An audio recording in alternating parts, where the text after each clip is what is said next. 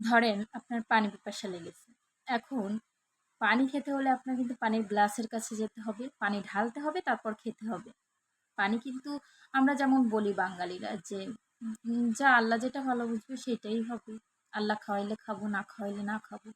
তো আমরা যদি চেষ্টা না করি, আল্লাহ আমাদের কি আসমান থেকে এসে খাওয়াই দিয়ে যাবে? একদমই না। পানির গ্লাসটা নিতে হবে, পানিটা ঢালতে হবে, তারপর আপনাকে খেতে হবে। আমরা শুধু আল্লাহর দোহাই দিতে শিখেছি। আমরা ব্যর্থ হলে বলি আল্লাহ চেয়েছেন তাই ব্যর্থ হয়েছি। ব্যাপারটা কি আসলে এরকম? সাকসেস জিনিসটা পানির গ্লাসে পানি ঢেলে খাওয়ার মতো কিছুটা। আপনি যদি বেলা 12টা পর্যন্ত ঘুমান, তাহলে কি সাকসেস আপনার হাতে হেঁটে হেঁটে চলে আসবে?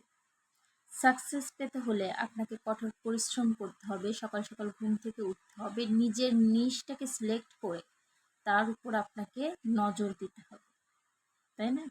কখনোই আল্লাহর দোষ দিয়ে নিজেকে বাঁচিয়ে নেবেন না। নিজের সাকসেস নিজের হাতে।